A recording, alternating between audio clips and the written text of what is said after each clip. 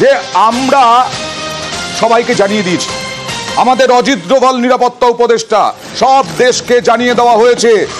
এবার কড়া বার্তা দেওয়া হলো, বদলার পর কড়া বার্তা, কারণ প্রত্যাঘাত তো আসতেই পারে, কারণ পাক হম্বিতম্বিত হতেই পারে। পাক হম্বিতম্বি আজকে থেকে হচ্ছে না, 22-এর পর থেকে হচ্ছে। আক্রমণ হলে ছেড়ে কথা নয়, বার্তা দিয়ে দিলেন নিরাপত্তা উপদেষ্টা অজিত ডোভাল। বিস্তারিত জানবো, প্রতিনিধি মৈত্রেয়ীর সঙ্গে কথা বলবো। মৈত্রেয়ী, আমাদের এনেছে অজিত ডোভাল, তিনি একেবারে এটা স্পষ্ট করে দিয়েছেন ন্যায্যহীন ভাষায় যে ভারতের এসকালেট করার কোনো অভিসন্ধি নেই, কিন্তু যদি পাকিস্তান রিটালিয়েট করে তাহলে ভারত চুপ করে বসে থাকবে না এবং ভারত প্রত্যাঘাতের জন্য একেবারে প্রস্তুত রয়েছে।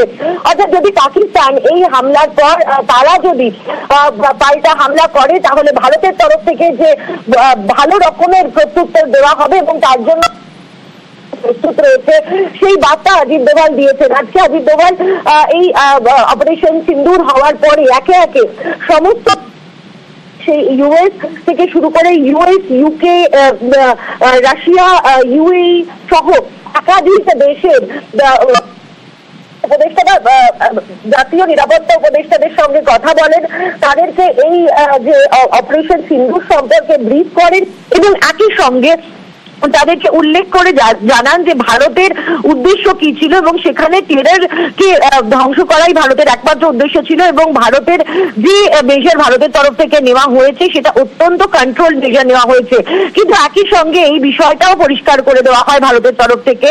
অজিত ডোভাল জাতীয় নিরাপত্তা উপদেষ্টা তিনি পরিষ্কার করে দিয়েছেন যে ভারতের কোনো পরিস্থিতিকে এসকালেট করার অভিসন্ধি নেই, কিন্তু যদি পাকিস্তান রিটালিয়েট করে তাহলে ভারতও চুপ করে থাকবে না। ভারত একেবারে প্রস্তুত রয়েছে পাল্টা দেওয়ার জন্য। একেবারেই আমরা কি ছেড়ে কথা বলবো নাকি, বদলা নেব, তারপরে যে আঘাত আসতে পারে সেটাও তো আমাদের পরিকল্পনা কৌশলের মধ্যেই আছে। আর তাই আমরা অনেক সতর্ক আছি, শুধু নয় আমরা প্রত্যাঘাত, বদলার পর আবার যদি হামলা হয় তারও প্রত্যাঘাত হবে। আমাদের সেনাবাহিনী সীমান্তে সীমান্তে প্রস্তুত আছে। আবার চলে যাব কর্নেল কৌশিক সরকারের কাছে। কর্নেল সরকার, এই মুহূর্তে আপনার কি মনে হয় পাকিস্তান অ্যাটাক তো করবেই যা মনে হয়, কোন কোন সীমান্ত, যেমন কাশ্মীরে ইতিমধ্যেই অ্যাটাক করতে শুরু করেছে, কোন কোন সীমান্ত বেশি সতর্ক থাকা উচিত আমাদের? বাংলাদেশও রয়েছে আবার।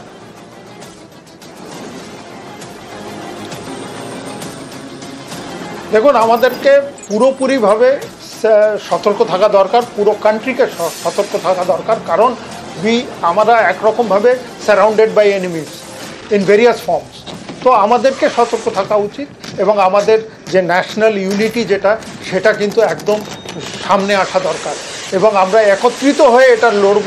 আমাদের নর্দার্ন বর্ডার, আমাদের ওয়েস্টার্ন বর্ডার আমাদেরকে একদম রাখতে হবে, ইস্টার্ন বর্ডার আমাকে কন্টেন করে রাখতে হবে যাতে এখানে কোনো রকম ডিজাইন ফেলিয়ার যাতে না হয় এবং আমরা যেন কট ন্যাপিং না হই সেটাও করতে হবে।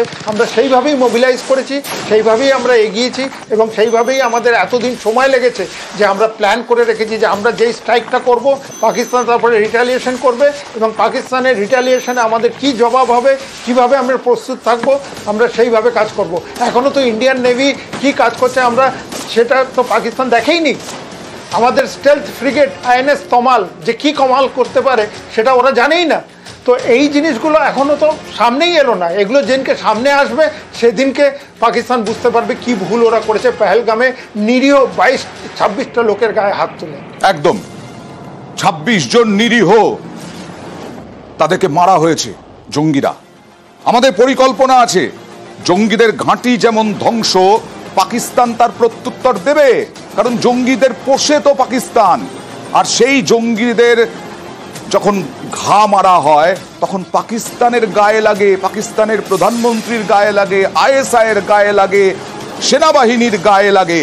আর তাই প্রত্যুত্তর দেওয়ার জন্য প্রত্যুত্তরের অপেক্ষাতে ভারত আছে, ভারত প্রস্তুত আছে, ভারতীয় সেনাবাহিনী প্রস্তুত আছে যেন এরকম ভুল না হয় যে পহেলগাঁওয়ে যেমন একটা গোয়েন্দা ব্যর্থতা উঠে আসছে, 26 জন নিরীহ মানুষের প্রাণ গেছে, সেরকম যেন আর না হয়। আমরা তাই প্রার্থনা করি।